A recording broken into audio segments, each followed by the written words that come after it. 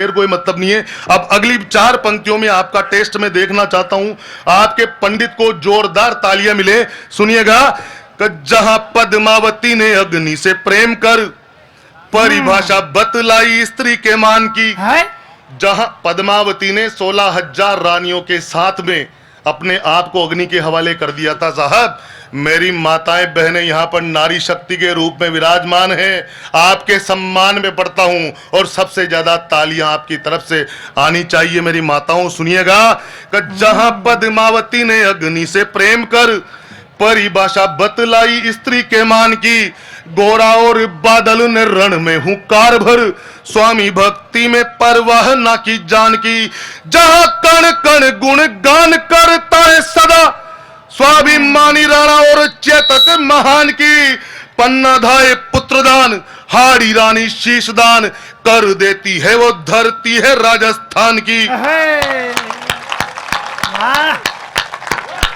कमाल कर देता, वाह दादा, कमाल कमाल, बहुत बढ़िया, अद्भुत। फिर मेरी माताओं को 4 पंक्तियां समर्पित करता हूं। स्वागत। सीता का सतीत्व देख रावण का टूटा दंभ, रंग उड़ गया था उस ज्ञानियों के ज्ञानी का।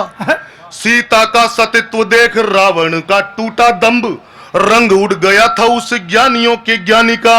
और मुंड काट काट रक्त पान किया क्रोध में जो भोलेनाथ ने देखा था रूप वो भवानी का। मीराबाई मदर टेरेसा इंदिरा को जानो, इतिहास पढ़ो मर्दानी की जवानी का।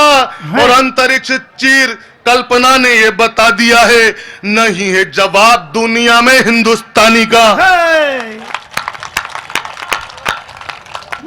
केवल एक कविता अगर मेरे सभी भाइयों का आदेश हो, हास्य की बातें तो अपन भी थोड़ी देर बाद फिर कर लेंगे, लेकिन मेरा मन है, मेरी माताएं बहनें यहाँ पर बैठी है, मैं मन से बहुत भावुक आदमी हूँ मेरे साथियों। एक बार आप सभी तालियां बजाकर मुझे बताएंगे तो मेरी बहनों मेरी माताओं के सम्मान में कुछ न एक कविता पढ़ देना चाहता हूँ महाराज जी में। सुनिएगा। एक प्रहलाद गुर्जर नाम का एक बालक है जो घूम गया है।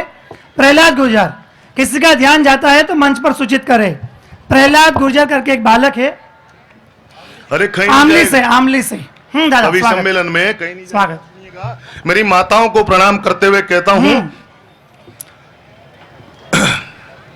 कि बेटी से करी जो नफरत भ्रूण हत्या कर, नारी तूने नारी का ही सर्वनाश किया है। मैं चाहता हूं कि इस कवि सम्मेलन में आप लोग आए हैं तो यहां से कुछ न कुछ लेकर के जाएं। सुनिएगा मेरी बहनों, कि बेटी से करी जो नफरत भ्रूण हत्या कर, नारी तूने नारी का ही सर्वनाश किया है। देश में पूजी जाती है वीरता वीरांगना की, झांसी महारानी की कथा का नाश किया है। कि जहां पर होती पूजा नारियों की देश में, तो वहीं पर देवी देवता का वास होता है। और ब्रिजबाला राधे रानी भी तो एक नारी थी, अभी भी श्याम राधिका का प्रेम रास होता है।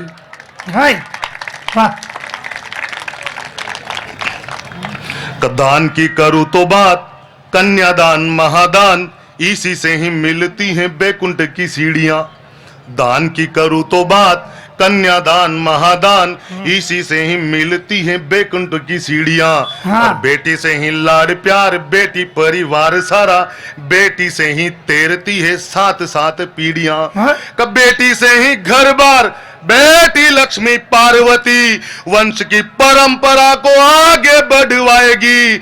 मरती रही जो गर्भ में ही ऐसे बेटियां, तो बेटा तो पैदा करेगी, बहू कैसे लाएगी। बेटा तो पैदा करेगी, बहू कैसे लाएगी। कब बच जाए भ्रूण बेटी का तो यदि कोई यहाँ, बच जाए भ्रूण बेटी का तो यदि कोई यहाँ, करे मजदूरी सारी जिंदगी भवन में। और जिम्मेदारियों के बोझ तानों के इनाम मिले, आहुति में जलती दहेज के हवन में। कब बेटी को पढ़ाना होगा, नारी को जगाना होगा, वरना काली कोप के शिकार बन जाओगे। और व्यथा नहीं समझी जो बेटियों के मन की, तो स्वर्ग में नहीं रहोगे नरक में जाओगे। स्वर्ग में नहीं रहोगे नरक में जाओगे। वाह वाह, बढ़िया बढ़िया कुछ भी नहीं है भाई साहब। वो धोती वाले बाबा साहब बैठे हैं उधर, उनको देख करके मेरे को याद आ गई, मेरे दादाजी भी आपकी तरह ही लगते हैं भाई साहब। पूरे के पूरे सही कह रहा हूं बाबा, मैं आपको ऐसे ही धोती पहनते हैं, ऐसे ही पगड़ी बांधते हैं मेरे दादाजी। अरे धोती वाले हाथ ऊंचा करो ऐसे, बताओ सबको, एक बार खड़े होकर के बताओ बाबूजी, आप हो यहाँ पर, आपके लिए कुछ खड़े होकर के बता दो सबको, आप यहाँ पर बैठे हैं, खड़े होकर के बता दो एक बार सबको, हो जाओ खड़े हो जाओ। हाँ बैठा। हाँ मेरे दादाजी की तरह लगते हैं वो यार। मेरे दादाजी भी पगड़ी बांधते हैं, बुलेट चलाते हैं और धोती पहनते हैं। अब मेरे दादाजी धोती पहन करके बुलेट लेकर के, ए भाइयों धोती पहन करके बुलेट लेकर के सब्जी मंडी में जा रहे थे। अब उधर से एक डोकरा आ रहा था, अब मेरे दादाजी बुलेट लेकर के जा रहे थे, तो उनके लेग गार्ड में उसकी धोती उलझ गई। अब डोकरे का दिमाग खराब, कहा यार तुमने मेरी धोती फाड़ दी। अब अपने दादाजी भी बहुत लपंडर आदमी, उन्होंने भी कह दिया कि यार तेरी धोती पड़ गई तो क्या है, क्या करना चाहता है तू। कि मेरी धोती 300 रुपए की थी, तो कह यार ज्यादा बड़बड़ मत कर, ये ले 300 रुपए। अब वो पट्टा 300 रुपए लेकर के डोकरा जाने लगा, तो मेरे दादाजी ने उसको पीछे से पकड़ लिया। अरे कि यार तू जा कहां रहा है। कहे यार मैं तो घर जा रहा हूं। कि तेरी धोती कितने की थी। कि 300 की। कि मैंने 300 दे दिए। कहां दे दिए, तो कि धोती मेरी हुई। अब अगले ने चड्डी नहीं पहन रखी। तुम्हारी कसम मेरे दादाजी को 600 रुपए दे करके गया। आदमी अपनी इज्जत बजाए एक पैसा यार। कोई मतलब नहीं है फालतू की बातों से। पुलिस वाले भाई साहब को विशेष प्रणाम करता हूं। 2-5 मिनट में केवल आप लोगों के बीच में हूं, और मेरे तो कुछ भी नहीं है। बहुत बारी बारी समस्याएं फंस जाती है भाई साहब, और इतनी बारी समस्याएं फंस जाती है कि मैं तो एक दिन क्या है कि एक दिन मेरी पत्नी ने भी 5-6 दिन पहले की बात है भाई साहब, मेरे को राष्ट्रीय सम्मान के साथ उठाया। मेरी पत्नी ने मेरे को राष्ट्रीय सम्मान के साथ उठाया लात दे करके। अबे का उठो कि तुम्हारी माँ पानी की मोटर खराब होगी, कि इसको ठीक करा के लाओ। अरे मैंने कहा बाद में करा लेंगे। नहीं कहा मेरे छोरे छोरी स्कूल जाएंगे, मैं भी पोचे वोचे लगाऊंगी, नहाऊंगी धोऊंगी, ठीक करा के लाऊं। मैंने कहा मोटरसाइकिल की चाबी दे। खाए यहाँ मोटरसाइकिल, वो तो तुम्हारा भाई ले गया। तो भाई साहब पुरानी साइकिल खड़ी थी घर में, उसमें मैंने पानी की मोटर रखी, उसको ठीक करवाने जा रहा था। रास्ते में पुलिस वाले मिल गए। अरे का पंडित जी कहाँ जा रहे हो। मैंने कहा पानी की मोटर ठीक करवाने जा रहा हूँ। अरे का चालान तो बनवा जाओ। मैंने कहा खाए का हेलमेट का। अरे मैंने कहा पुलिस वाले भाई साहब साइकिल पे कौन हेलमेट लगाता है यार। अरे यार पंडित जी ज्यादा दिमाग खराब मत करो, चालान तो तुम्हें बनाना पड़ेगा, ज्यादा दिमाग लगा रहे हो। अरे मैंने कहा पर भाई साहब साइकिल पे कौन हेलमेट लगाता है। का आगे क्या। मैंने कहा साइकिल, पीछे क्या। का पानी की मोटर होगी ना मोटरसाइकिल। तो मेरे साथ तो ऐसी ऐसी घटनाएं हो जाती है। मैं क्या बताऊं आपको। वो एक दिन मेरे परिवार नियोजन अधिकारी जी का फोन आ गया। परिवार नियोजन अधिकारी का फोन आ गया, बाबूजी अरे का पंडित जी बोल रहे हो। मैंने कहा हाँ। कहा यार कल सुबह घर पे आओ, कुछ अनुष्ठान कराना है। अब अपन बामन आदमी भाई साहब, अनुष्ठान और दक्षिणा के लेके तो उठ के पड़े। अपन पहुंच गए सुबह 6 बजे ही। जाते ही मैंने घंटी बजाई, एक छोरा निकल करके आया। मैंने कहा तेरे बाबूजी कहाँ हैं। कहा मेरे बाबूजी तो कुछ जरूरी काम कर रहे हैं, बैठो अंकल। दूसरा छोरा आया पानी का गिलास लेकर के। तीसरा छोरा आया चाय लेकर के।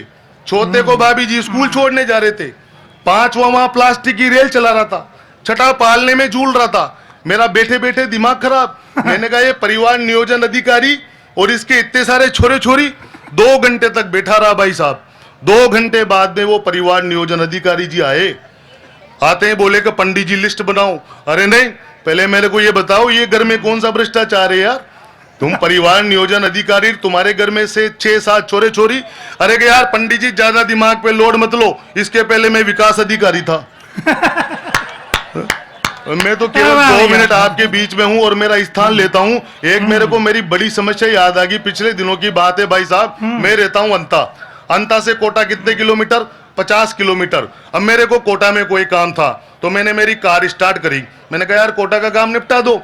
अब मैं अंता से कोटा के लिए मुश्किल से 15 किलोमीटर चलाऊंगा। मेरे को क्या है कि वहां गडेपान के यहाँ आते आते है ना, तो एक महिला ने हाथ मार दिया गाड़ी के सामने। महिला बेचारी गर्भवती थी। तो अपन ने सोचा, मैंने कहा अपन ब्राह्मण आदमी पुण्य कमाओ, अपन ने गाड़ी रोक दी। मैंने कहा दीदी क्या हुआ। अरे कहा यार भैया मेरे को वहां नयापुरा चौराहे पे छोड़ देना। अब मैंने सोचा गर्मी भी है यार, पुण्य कमाओ, बैठ जाओ दीदी। मैंने बिठा लिया। अब भाई साहब नयापुरा चौराहा आते आते तो महिला बेहोश होगी। तुम्हारी कसम भाई साहब मेरा दिमाग खराब। मैं उसको लेकर के हॉस्पिटल भगा। जाते ही डॉक्टर साहब ने उसको एडमिट कर लिया। फिर भी मैं ब्राह्मण आदमी, मैंने कहा यार हाल चाल जान के ही जाएंगे। 2 घंटे बाद डॉक्टर साहब आए और आते ही बोले बधाई हो, तुम बच्ची के बाप बन गए। अरे मैंने कहा डॉक्टर साहब मैं छोरी वोरी का बाप नहीं हूं। तो डॉक्टर बोला कि छोरी पैदा होगी तो छोड़ के बग रहा है, बुलाओ पुलिस को। पुलिस बुला ली भाई साहब। अब पुलिस वाले भी वही, अरे का तेरे छोरी पैदा होगी तो तू छोड़ के बग रहा है। वो तो बुलाओ सीआई साहब का, वो टाइम पे आ गए। उन्होंने डॉक्टर साहब को समझाया कि यार डॉक्टर साहब जबरदस्ती माथे मंडने का काम नहीं है, इसका वो डीएनए टेस्ट करा लो, अभी पता लग जाएगा छोरी किसकी है। यार मेरा डीएनए टेस्ट कराया भाई साहब। अब मैं बैठे, रिपोर्ट आनी 2 घंटे बाद। अब मैं बैठे बैठे सोच रहा, मैंने कहा यार पंडित वैसे तो तू इस छोरी का बाप नहीं है, पर मैंने कहा अगर गलती से भी रिपोर्ट पॉजिटिव आ गई तो मरा यार। 2 घंटे बाद रिपोर्ट आई, डॉक्टर साहब आकर के बोले कि बधाई हो पंडित जी, इस रिपोर्ट के अनुसार तो तुम किसी भी छोरे छोरी के बाप बन ही नहीं सकते। भाई साहब जब जाके मैं मस्त हुआ, हाल चाल ठीक किए और वहां से जाने के लिए मैंने जैसे ही गाड़ी का स्टीयरिंग घुमाया, मेरे दिमाग में एक विचार आया। मैंने कहा जब मैं इस रिपोर्ट के अनुसार किसी भी छोरे छोरी का बाप बन ही नहीं सकता, तो घर पे 2-3 छोरे छोरी खेल रहे हैं, वो कौन है यार। ऐसी ऐसी स्थितियां हो जाती है। हाँ, तो चाह लेंगे जिस दिन क्या है पाक क्या है चीन, चाह लेंगे जिस दिन क्या है पाक क्या है चीन, कुछ ही पलों के मेहमान बन जाएंगे। चाह लेंगे जिस दिन क्या है पाक क्या है चीन, कुछ ही पलों के मेहमान बन जाएंगे। आस्तीन में बैठे हैं साहब जितने भी साले, नींद में पड़े पड़े भी राष्ट्रगान गाएंगे। राणा और झांसी वाली आज भी जवानियां है, निज हिंद है तो प्राण दान कर जाएंगे। और हिंद के खिलाफ जो उठी कोई जुबान, अब राम की कसम वो जुबान काट जाएंगे।